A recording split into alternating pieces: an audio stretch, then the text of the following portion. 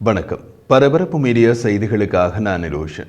சிரியாவில் போர் தலைநகர் டமாஸ்கஸை அதிவேகமாக நெருங்கிவிட்ட நிலையில் இன்று வழமைக்கு மாறான நேரங்களிலும் காணொளிகள் பதிவேற்றம் செய்வோம்.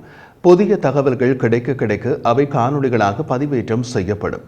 காணொளிகளில் நேரத்திற்கு பதிலாக 1, 2, 3 என்று இலக்கமிடப்பட்டிருக்கும். தவறவிட்டால் பார்க்கவும். இது இரண்டாவது அப்டேட். சிரிய ஜனாதிபதி பஷார் அல் அசாத்திற்கு மற்றொரு மிகப்பெரிய தலைவலி இப்போது ஏற்பட்டுள்ளது. அதுதான் அசாத் அரசுக்கு எதிரான கிளர்ச்சி குழுக்கள். திடீரென இவர்கள் தலைநகர் டமாஸ்கஸின் தெற்கே உள்ள பகுதிகளை கைப்பற்றியபடி எல்லைகளை நெருங்க தொடங்கி உள்ளார்கள். தலைநகர் டமாஸ்கஸின் தெற்கே உள்ள பகுதிகளில் இருந்து சிரிய இராணுவம் வடக்கு நோக்கி பின்வாங்க தொடங்கியுள்ளது. அது தவிர மற்றொரு மாயாஜாலமும் அங்கே நடக்கிறது. சிரிய இராணுவத்தின் இராணுவ தளங்கள் இரவோடு இரவாக கிளர்ச்சி குழுக்களின் இராணுவ தளங்களாக மாறிவிட்டன. இது மிகவும் தந்திரமான ஒரு விஷயம். இதன் பின்னணியில் சிரிய அரசை வீழ்த்த தந்திரமான திட்டமிடல் உள்ளது. காணொளியை முழுமையாக பார்த்தால்தான் அடுத்தடுத்த தினங்களில் சிரிய அரசுக்கு என்ன நடக்கலாம் என்பது தெரிய வரும். இந்த கிளர்ச்சி குழுக்கள் என்று கூறப்படும் நபர்கள் ஜிகாதி இயக்கங்கள் அல்ல. இவர்கள் சிரிய ஆட்சியினை கவிழ்ப்பதற்காக ஒன்று கூடிய கூட்டம். உண்மையில் 2011ஆம் ஆண்டு சிரியாவின் உள்நாட்டு போரை தொடக்கியவர்கள் இவர்கள்தான். நாடு முழுக்க இவர்கள் ஆட்சியினை கவிழ்க்க கிளர்ச்சி செய்த நிலையில் ஜனாதிபதி அசாத் இவர்களை அடக்கவே சிறைகளில் இருந்த ஜிகாதிகளை விடுதலை செய்து விட்டார். பின்னர் ஜிகாதி இயக்கங்கள் போரை தொடங்க எல்லாமே தலைகளாக மாறியது. கிளர்ச்சி குழுக்கள் போரில் இருந்து ஒதுங்கி கொண்டனர். இப்போது அசாத்தின் ஆட்சி ஆட்டம் காணும் நிலையில் கிளர்ச்சி குழுக்களும் வெளிப்பட்டுள்ளார்கள். இப்போது திரையில் தெரியும் வரைபடத்தை பாருங்கள். HTS என அழைக்கப்படும் ஜிகாதி இயக்கம் ஹயாத் டக்ரி அல் ஷாம் சிரியாவின் இட்லிப், அலிப்போ, ஹமா என பெரிய நகரங்களை கைப்பற்றியபடி தலைநகர் டமாஸ்கஸ் நோக்கி நகருவது பற்றி பரபரப்பு மீடியா யூடியூப் சேனலில் நாம் காணொளிகளை வெளியிட்டிருந்தோம். வரைபடத்தில் அந்த நகர்வு சிவப்பு வர்ணத்தில் காட்டப்பட்டுள்ளது. HTS இயக்கத்தவர்கள் தலைநகர் எல்லைக்கு வருவதற்கு முன் கிளர்ச்சி குழுக்கள் வந்துவிட்டன. காரணம், இவர்கள் தலைநகர் டமாஸ்கஸின் தெற்கே தலைநகருக்கு மிக அருகே உள்ள டாரா மாகாணத்தில் உள்ளார்கள். வரைபடத்தில் அந்த நகர்வு பச்சை வர்ணத்தில் காட்டப்பட்டுள்ளது. HTS இயக்கம் போல நீண்ட தொலைவில் இருந்து வர தேவையில்லை. இப்போது சிரியாவின் தலைநகர் டமாஸ்கஸை நோக்கி வடக்கு மற்றும் தெற்கு என இரு திசைகளில் இருந்து இரு வெவ்வேறு படைகள் வருகின்றன. சிரிய கிளர்ச்சி குழுக்கள் நேற்று சனிக்கிழமை முதல் தெற்கு சிரியாவில் சிரிய ஆட்சிக்கு எதிராக பெரும் முன்னகர்வுகளை செய்துள்ளன. சிரியாவின் உள்நாட்டு கிளர்ச்சி ஜிகாதி இயக்கங்களின் கைகளுக்கு போர் உள்நாட்டு போராக மாறிய போது வெறுத்து போய் கிளர்ச்சி குழுக்கள் 2018ஆம் ஆண்டு வரை ஒரு குறைந்த அளவிலான கிளர்ச்சியை தொடர்ந்தார்கள்.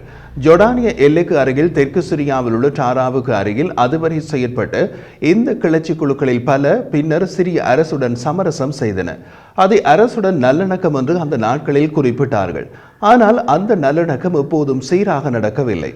கிளர்ச்சி குழுக்கள் சமரசம் செய்து தங்கள் ஆயுதங்களை கீழே போட்ட பின்னரும் அசாத் அரசின் போக்கில் மாற்றம் ஏதும் இருக்கவில்லை.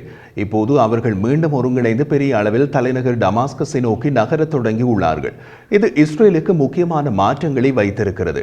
ஏனெனில் சிரிய கிளர்ச்சி குழுக்கள் இஸ்ரேலின் கோலன் எல்லையிலிருந்து வெகு தொலைவில் இல்லை.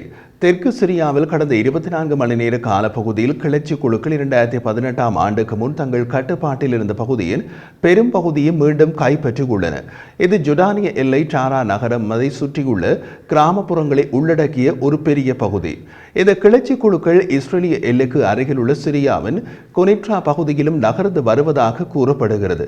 இங்குள்ள கிளர்ச்சி குழுக்கள் பெரும்பாலும் சிரிய கிளர்ச்சியின் தெற்கு செயல்பாட்டு அறை என்று அழைக்கப்படுகின்றன. கிளர்ச்சி குழுக்கள் என்ற போதிலும் இவர்கள் இராணுவம் போலவே செயற்படுகிறார்கள். காரணம், இவர்களில் பலர் ஒரு காலத்தில் சிரிய இராணுவத்தில் பணிபுரிந்தவர்கள். அரசின் செயற்பாடு பிடிக்காத காரணத்தால் தம்மிடமிருந்த ஆயுதங்களுடன் வெளியேறி கிளர்ச்சியாளர்களாக மாறியவர்கள். தெற்கு செயற்பாட்டு அறை என்று அழைக்கப்படும் கிளர்ச்சி குழுக்கள் CMO என்ற பெயரில் ஒரு இராணுவ நடவடிக்கைகளின் கட்டளை தளத்தை உருவாக்கி இருந்தார்கள். அது இப்போது மீண்டும் செயற்பட தொடங்கி உள்ளது. CMO தலைமையிலான சிரிய புரட்சிப் படைகள் டமாஸ்கஸில் அசாத் ஆட்சியை கவிழ்க்கும் முயற்சியில் நடவடிக்கைகளை தொடங்கிவிட்டார்கள். இந்த முன்னேற்றங்கள் சிரியாவில் நடந்து வரும் போரில் ஒரு திருப்பு முனையை காட்டுகின்றன. சிரிய இராணுவம் கிளர்ச்சி குழுக்களின் தாக்குதலை எதிர்கொள்ள முடியாமல் பின்வாங்குவது இந்த சிவிலியன் எதிர்ப்புரட்சிக்கு வலுவூட்டுகிறது. நிலைமை வேகமாக மாறி வருகிறது. டாரா மாகாணத்தில் பல பகுதிகளை கிளர்ச்சி குழுக்கள் தொடர்ந்து ஆக்கிரமித்து வருகின்றன. சிரிய கிளர்ச்சி 2011இல் தொடங்கி போராக மாறியது என்பதால் அவர்களது திடீர் எழுச்சி குறியீட்டு ரீதியாக முக்கியமானது. மற்றொரு விஷயம், சிறிய உள்நாட்டு போரின் ஒரு பகுதி முழுவதும் இந்த கிளர்ச்சி குழுக்கள் ஜோர்டான் மற்றும் அமெரிக்கா உட்பட மேற்கு நாடுகளிடமிருந்து சில ஆதரவுகளை பெற்றன. முக்கியமாக கிளர்ச்சி குழுக்கள் சிறிய இராணுவத்தோடு போர் புரிய அமெரிக்கா ஆயுதங்களை கொடுத்தது. அந்த ஆயுதங்கள் ஜோர்டானிய உளவுத்துறை ஊடாக கிளர்ச்சி குழுக்களை சென்றடைந்தது. இருப்பினும் அவர்கள் இறுதியில் 2018 சரணடைந்தனர் மற்றும் சிரிய ஆட்சியுடன் சமரசம் செய்தனர். சில கிளர்ச்சி படைகளில் சிறிய இராணுவ பிரிவுகளில் இணைந்தன. இப்போது சிரியாவின் மற்ற பகுதிகளில் HTS இயக்கம் நகரங்களை கைப்பற்றியபடி தலைநகர் டமாஸ்கஸை நோக்கி முன்னேறும் நிலையில் சில முன்னாள் கிளர்ச்சியாளர்கள் தங்கள் சிறிய இராணுவ பிரிவுகளை விட்டு வெளியேறி கிளர்ச்சி படையில் மீண்டும் சேர வாய்ப்பு கிடைத்ததாக தெரிகிறது. உதாரணமாக, சிரிய இராணுவத்தின் 9வது படைப்பிரிவு ஏராளமான முன்னாள் கிளர்ச்சியாளர்களை துருப்புக்களாக பெற்றது. சிரிய இராணுவத்தின் 9வது படைப்பிரிவின் ஒரு பகுதியாக இருக்கும் 34வது பெட்டாலியனின் ஒரு இராணுவ தளம் நேற்று டிசம்பர் 7ஆம் தேதி கிளர்ச்சியாளர்களில் வீழ்ந்தது உறுதி செய்யப்பட்டது. அதன் அர்த்தம் 34வது பெட்டாலியனில் இருந்த முன்னாள் கிளர்ச்சியாளர்கள் அந்த இராணுவ தளத்தை அப்படியே கிளர்ச்சி குழுவின் தளமாக்கி கிளர்ச்சி குழு கலந்து விட்டார்கள். தெற்கு சிரியாவில் செயற்பட்டு வந்த சிரிய இராணுவத்தின் 9வது படைப்பிரிவு என்ன ஆனது என்பது தெளிவாக தெரியவில்லை. சிரிய இராணுவத்தின் 9வது படைப்பிரிவு 2018ஆம் ஆண்டு முதல் பல சர்ச்சைகளின் மையமாக இருந்தது. முன்னாள் கிளர்ச்சியாளர்களை அதிகம் கொண்டிருந்த அந்த படைப்பிரிவு கடந்த காலத்தில் சிரிய இராணுவ தலைமையின் உத்தரவுகளை நிறைவேற்றாமல் சர்ச்சைக்குள்ளான படைப்பிரிவு. அவர்களும் இப்போது கிளர்ச்சி படையின் ஒரு அங்கமாக தமது இராணுவ தளத்தை மாற்றி இருக்கலாம். தெற்கு சிரியாவில் சிரிய இராணுவ படைகள் முற்றிலும் சரிந்துவிட்டதாக தெரிகிறது. சிரியா ஜோர்டான் எல்லையில் 233 மைல் நீளம் கொண்டது.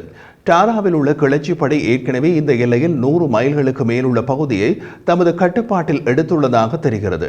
மீதமுள்ளவை திறந்த பாலைவனத்தை வைத்திருக்கிறது.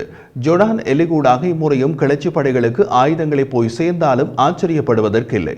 ஜோர்டானில் அமெரிக்க இராணுவ தளம் உள்ளது.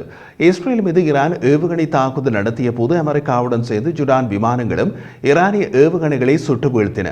சிரியாவில் திடீரென போர் விஸ்வரூபம் எடுத்து மிக துரிதமாக நகரங்கள் வீழ்வதன் பின்னணியில் அமெரிக்காவும் இஸ்ரேலும் இருப்பதாக ஈரான் குற்றம் சாட்டியதல்லவா? இப்போது அந்த குற்றச்சாட்டை டமாஸ்கஸுக்கு தெற்கே சிரிய அரசுக்கு எதிரான கிளர்ச்சி படை திடீரென எழுச்சி கொண்டதை பொருத்தி பாருங்கள். புரியாத பல விஷயங்கள் புரியும்.